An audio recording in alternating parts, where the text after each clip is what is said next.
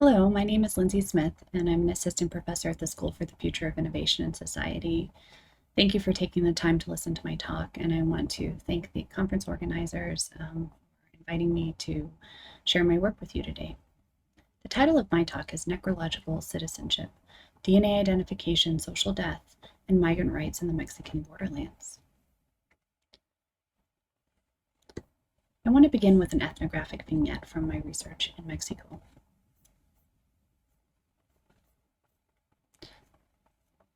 In June 2017, a group of researchers, forensic scientists, and human rights activists gathered in Mexico to discuss the potentials and limits of new technologies to identify the dead and missing in Mexico's migration crisis.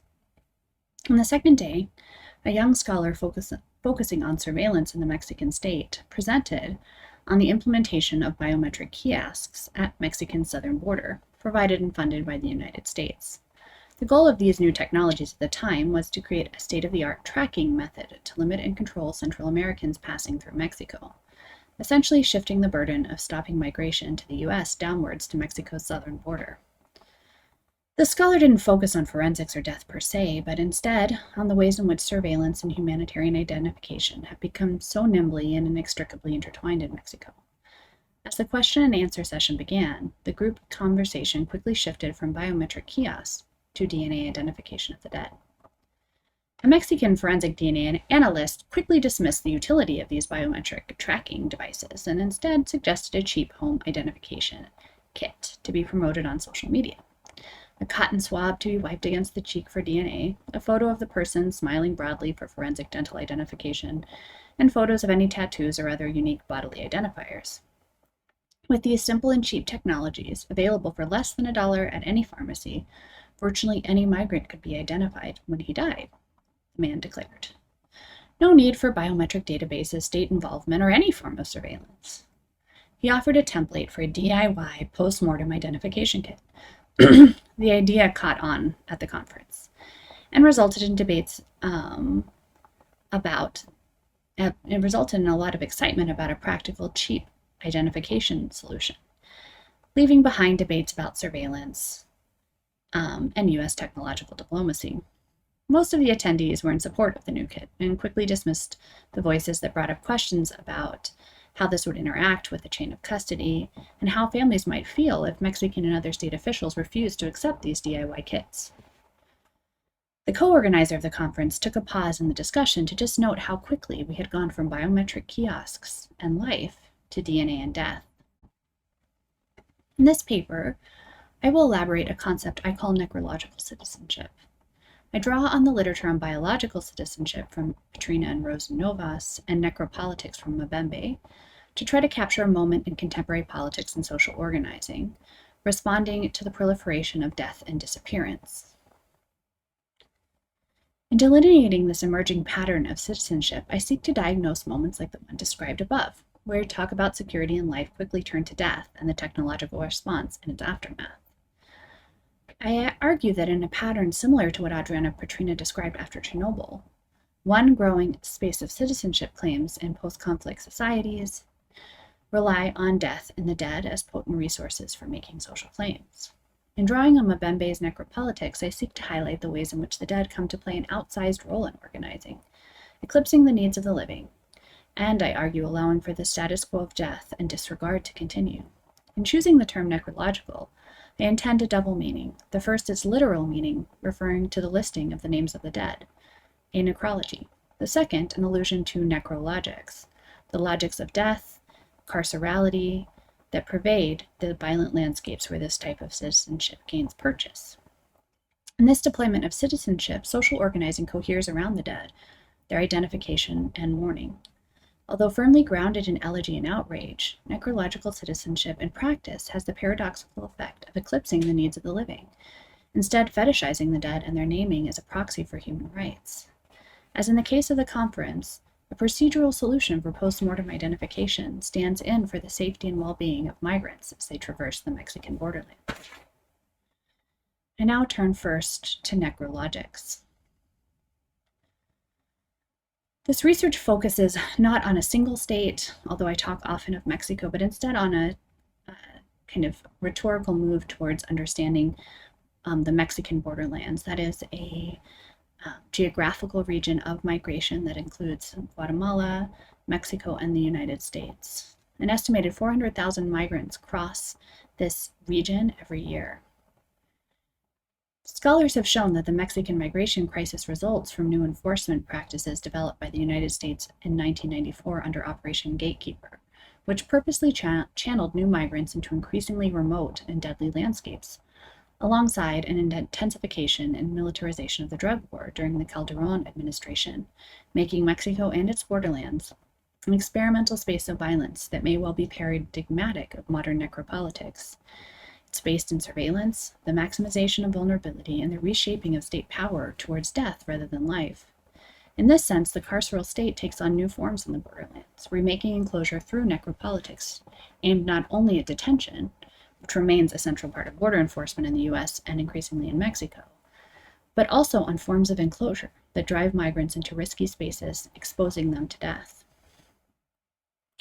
Migration-related death and disappearance has become an increasingly important topic of scholarly attention, pointing to multiple factors fueling the crisis, from border enforcement reform and the war on drugs, to the remittance economy of Mexico and Central America, fueled by the neoliberal reforms of NAFTA and CAFTA, as well as the increasing criminalization of migration, both in the United States, Mexico, and even Guatemala.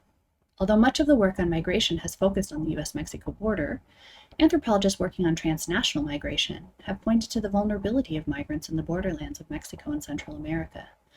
Migrants are disproportionately marked in their countries of origin and along migration routes. They are seen as internal outsiders, rural, indigenous, impoverished, and linguistically other.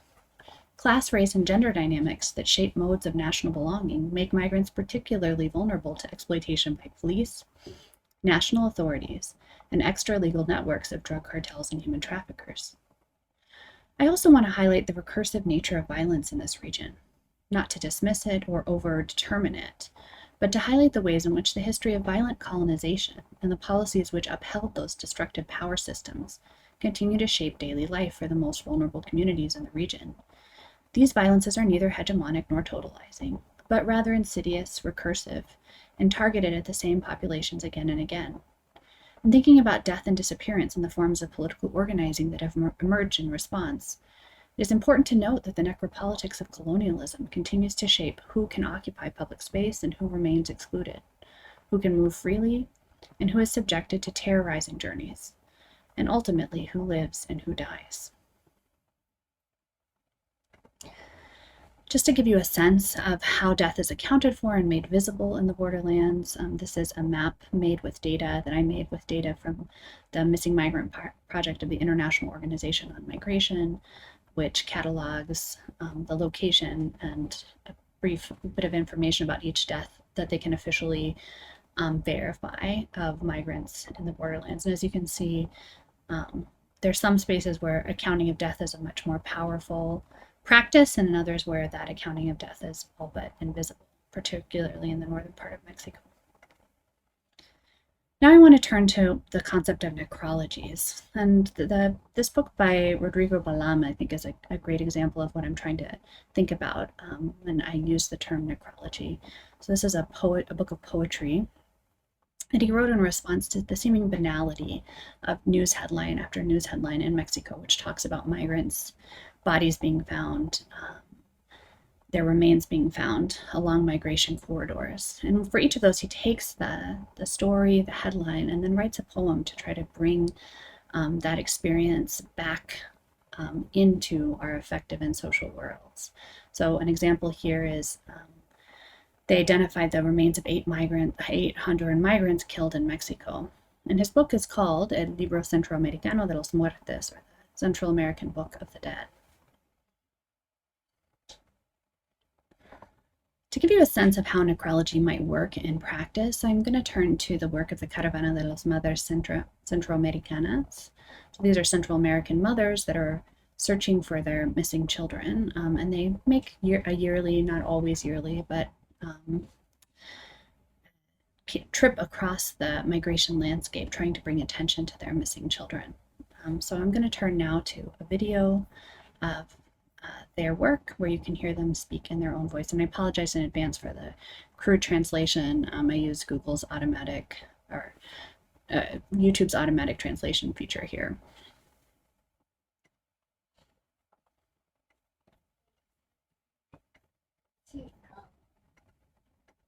Que no tengan miedo que yo lo estoy buscando y siempre seguiré en la lucha. Si no llevo respuestas de él, yo seguiré en la lucha buscando. Porque en vivo se vino y yo vivo quiero volver a ver. Las madres de los migrantes desaparecidos exigen a las autoridades centroamericanas que generen más oportunidades para los jóvenes, así como disminuir la violencia e inseguridad en sus países. Para el de tránsito estamos exigiendo la búsqueda, estamos exigiendo que trabaje el tema de migrantes desaparecidos, así como lamentablemente pues también fallecidos, que se trabaje y que no den pues respuesta, ¿verdad?, a los que estamos buscando, y que se minimice la criminalización que está ahorita, esa campaña que ha estigmatizado al migrante como un criminal. Quisiéramos que hicieran mejor una campaña de donde sean respetados los derechos humanos de los migrantes y no que sigan siendo atacados, discriminados. La caravana de madres en... So for those of you that don't speak Spanish, let me just quickly highlight some features of what these mothers were saying. First, I want you to pay attention to the images, the ways in which pictures of the missing, along with their names and date of birth, are displayed and carried by the mothers, and also the ways that affect is centered. The first mother talks a great deal about her love and how even if she never gets a response, she'll never stop searching because she loves her son. So I want to point out the way that affect is centered in this form of necrological citizenship.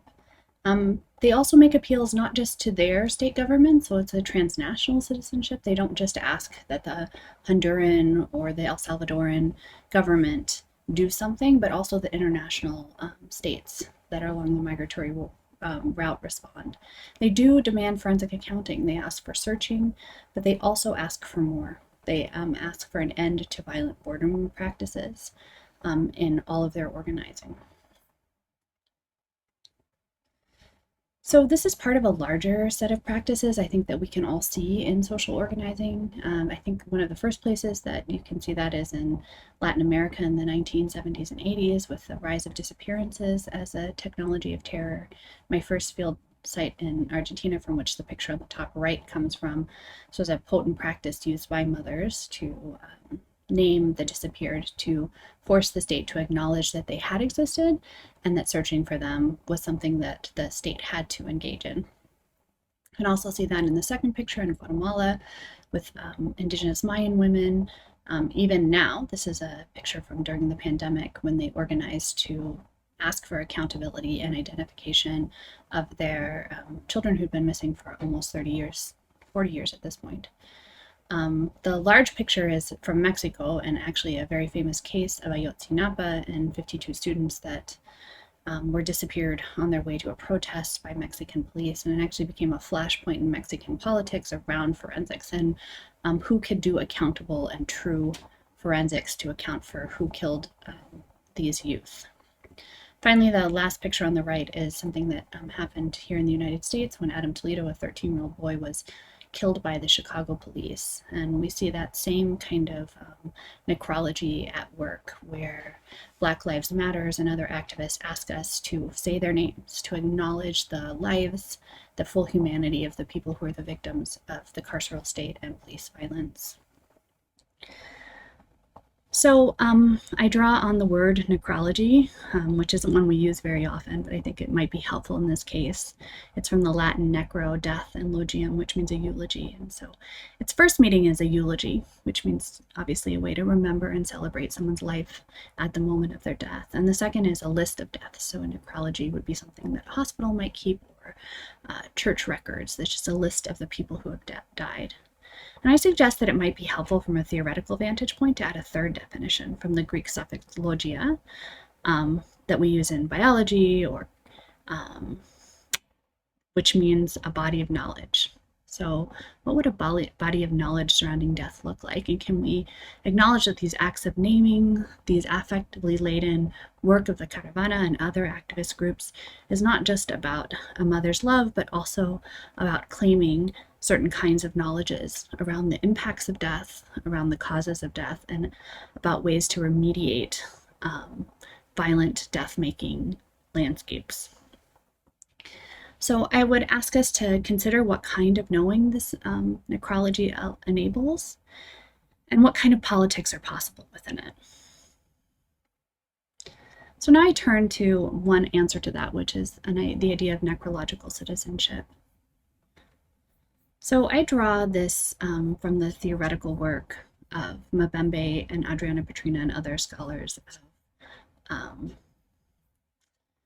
of biological citizenship and necropolitics.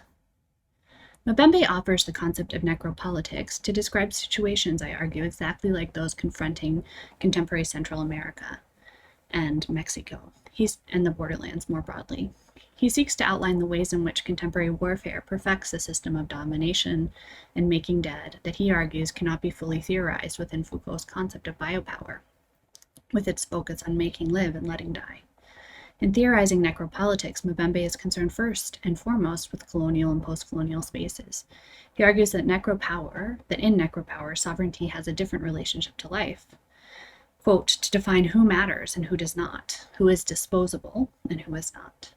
Necropower, rather than existing outside of biopower, is instead a complementary form of power that works hand in hand with the disciplinary tactics of biopower, particularly in spaces he describes as late modern colonial occupation. If the necropolitical is a space where sovereignty is premised on the maximum destruction of life, as we see in colonialism, slavery, and modern warfare, how do we understand the products of this politics? Dead bodies. In traditional forms of sovereignty rooted in the nation state, dead and missing bodies were central to the imaginary of nationhood. Benedict Anderson, in his path-breaking book Imagined Communities, mediates on the presence of a tomb of the missing soldier in every national cemetery, demonstrating that this ellipsis, the body that is not, allows for a political imaginary of brotherhood and sacrifice that he argues makes up the effective work underlying nationalism.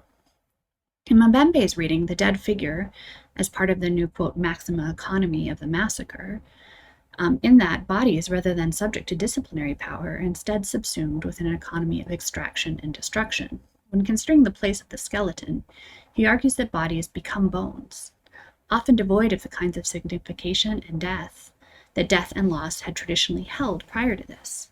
At the same time, he remains struck by the figure of the bone left unburied to bleach in the sun.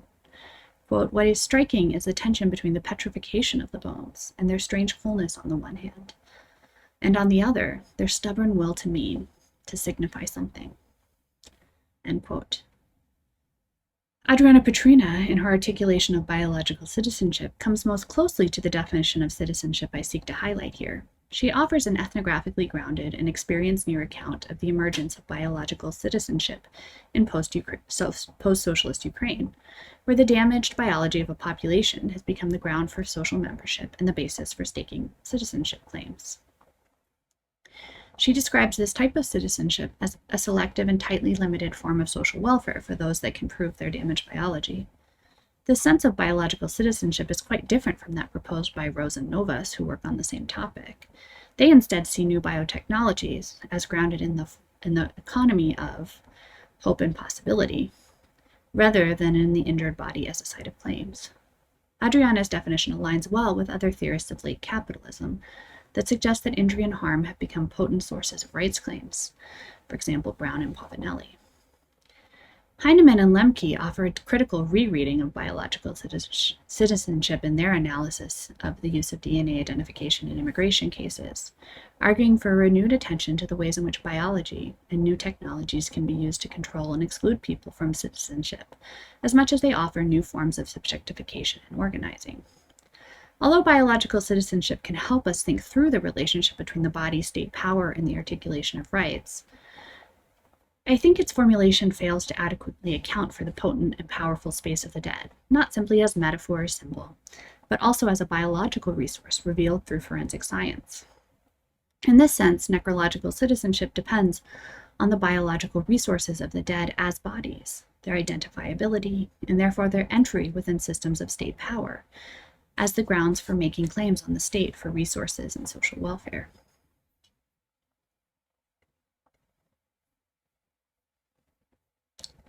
I suggest four core features of necrological citizenship. The first is the primacy of the dead in politics. The second is an intense focus on the politics of identification. And the third is the privileging of a biological relatedness, often most visible in the form of the searching mother. The final feature is a procedural justice focused on the naming of the dead, that practically often remains divorced from a political transformation of necropower. This articulation of citizenship based in death as injury and demanding rights in the form of identification emerged as a particular neoliberal strategy in response to necropower. However, in this strategic narrowing for the objective goals of family reunification or identification of the dead, the political order was also transformed. Ideas about citizenship, rights and duties, and social repair have become reinscribed on the dead body as a site of horror and excess. The body becomes overdetermined, proof of the wrong, or a repository of outrage and affect, and at the same time what Mbembe understands as an empty signifier, one in which accounting for the dead does not in fact transform the exercise of power. I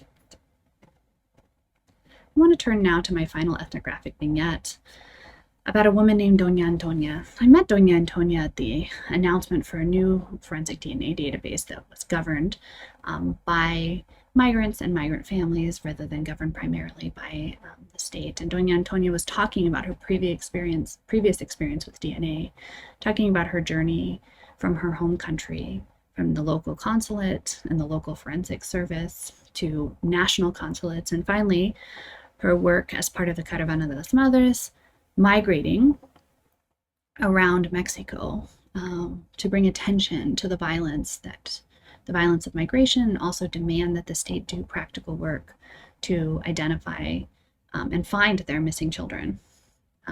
In her words, that they said that they were looking, but that looking is often based in paper and not based in actual field work, not based in going out, doing the work to find bodies and doing the further work to identify them.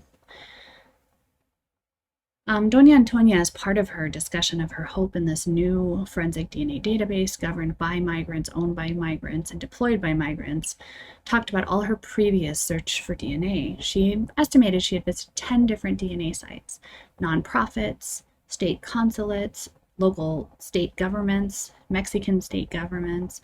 At each, in addition to registering the loss of her son, adding his name to lists that would account for the missing, she also left a sample of her body. She swabbed her cheek and left her DNA. So Doña Antonia, in her case, believed strongly in practices of forensics and their potential, but questions whether the ownership and the follow-through of these practices that she'd experienced up to this point could accomplish what she hoped, which was the return of her son. But I would emphasize that this isn't the end of this form of organizing. The Caravana de las Madres, of which Doña Antonia is a part, has also responded to state identifications and searches, not as acts of closure, but instead as spaces to question the broader treatment of migrants and engage in a call for the end of violent bordering practices. Yes, they engage in a politics of necrology, making visible their children and naming and drawing focus to them to articulate their demands. And they do want knowledge about them, but they also pair these demands for active field research with a demand to observe human rights, respect migrants, and a broader critique of the carceral forms that bordering regimes enact. State representatives in Mexico and the United States also engage with families in aspects of necrological citizenship, but narrowly focus on death and actively work to close the crisis of migration through better practices of identification. In our research, we see them configuring the crisis not in terms of violent bordering regimes, but rather in terms of the crisis being an excess of unresolved death. As the head of the National DNA Laboratory in Mexico told me in an interview, he believed that soon the migration crisis would be solved. He explained that they now had a CODIS-donated system from the FBI and that each Mexican state had to send 10 profiles each month. A comprehensive database would allow for identification of the dead. In response, we asked about prosecutions of those responsible. To that question, he had no response. It's worth noting that this conversation took place over 7 years ago, and Mexico is nowhere close to creating a comprehensive DNA database of the bodies that have been found in its territory. They've made little progress even towards the narrow goal of identification, much less the broad goal of building a humane migratory corridor. In these examples today, we see a paradox. Powerful necrologies, acts of naming, knowing, and mourning, serve to bring attention to the violence of the carceral state for migrants. At the same time, activists and family members seek to move beyond a narrow focus on death and focus on the limits and the reforms of the carceral state. They use the horror of death to demand an end to broader violent practices. However, all too often, the state's gaze is drawn back to the dead, and so the solutions offered focus on their identification, memorialization, and burial. Necrological citizenship exceeds this focus on the dead, but all too easily it can end up reproducing a necropolitics where death and its accounting become the center of politics. In the vignette that opened this paper, the advocacy for a DIY forensic identification kit, rather than outrage at new forms of biosurveillance or alternatively hope in their ability to protect migrants from death, the conversation already presumed migrant death. Identification became the logical and necessary response to this predetermined and unalterable deathscape. By focusing on DIY forensics, the logic of the family as the center of organizing is taken to its natural extreme. Families, not the state, must guarantee the right to identification. Mothers are to collect smiling pictures. Brothers should carefully document bodily landmarks, and children should lovingly preserve human cells for DNA analysis. The forensic scientists at the meeting saw this as a way of ensuring privacy and trust. And while it might do that, it turns the family into an arm of the surveillance state, and relationships of care and love into ones of data management and documentation. All the while, the living migrant quickly falls out of focus, blurry in the background, as antemortem data for the eventual identification of a body that holds our riveted gaze. Thank you. So I just want to conclude by thanking my many and wonderful research collaborators without which I could do none of this research, particularly Vivek Garcia-Deister at UNAM, who I've worked with for years on this project, as well as the groups and activist groups that engage in this important work around identification and ensuring the safety of migrants.